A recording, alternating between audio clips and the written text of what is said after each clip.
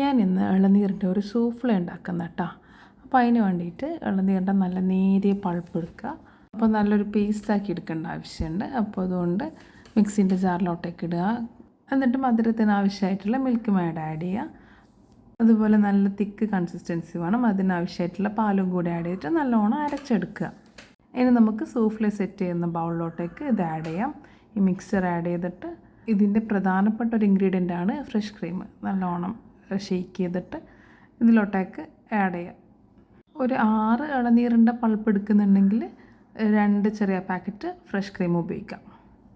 എന്നിട്ട് അത് ആഡ് ചെയ്തിട്ട് നല്ലോണം സ്പൂൺ കൊണ്ട് തന്നെ ഒന്ന് ഫുള്ള് മിക്സ് ചെയ്ത് കൊടുത്താൽ മതി. ഇനി നമുക്കിതിലേക്ക് ആവശ്യമായ ജെല്ലി ഉണ്ടാക്കാൻ വേണ്ടിയിട്ട് ഇളനീരിൻ്റെ വെള്ളത്തിലേക്ക് ആവശ്യത്തിന് പഞ്ചസാര ചേർത്തിട്ട് ചൈന ഗ്രാസും കൂടെ ആഡ് ചെയ്ത് ഡബിൾ ബോയിൽ ചെയ്തെടുത്ത് ആറി തണുപ്പിച്ചെടുത്ത് ജെല്ലി ആക്കിയെടുക്കാം.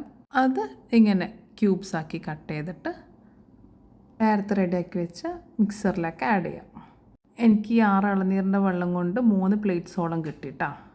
ഇനി നമുക്കിതിലോട്ടേക്ക് വേണ്ടത് ചവ്വരിയാണ്. അപ്പോൾ അത് ബോയിൽ ചെയ്ത് അരിച്ചെടുക്കാം.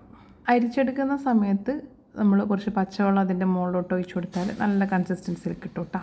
ഇനി നെക്സ്റ്റ് അത് നേരത്തെ ചെയ്ത് വെച്ച മിക്സറിലേക്ക് ആഡ് ആക്കാം.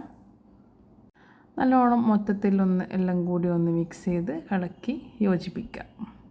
അപ്പോൾ ഇതുണ്ടാക്കാൻ ഭയങ്കര ഈസിയാണ്, നല്ല ടേസ്റ്റിയുമാണ്. നമ്മളെ കയ്യിൽ എന്തൊക്കെ നട്ട്സ് ഉണ്ടോ അതൊക്കെ ഇതിൽ ആഡ് ആക്കാം. അണ്ടിപ്പരിപ്പ്, ബദാം, അങ്ങനെ നമുക്ക് ഇഷ്ടപ്പെട്ട എന്തൊക്കെ നട്ട്സ് ഉണ്ടോ അതൊക്കെ ആഡ് ആക്കാം. അപ്പോൾ ടെൻഡർ കോക്കനട്ട് സൂഫ്ല റെഡി ആക്കിയിട്ടുണ്ട്. എല്ലാവരും ട്രൈ ആക്കി നോക്കിട്ടാ.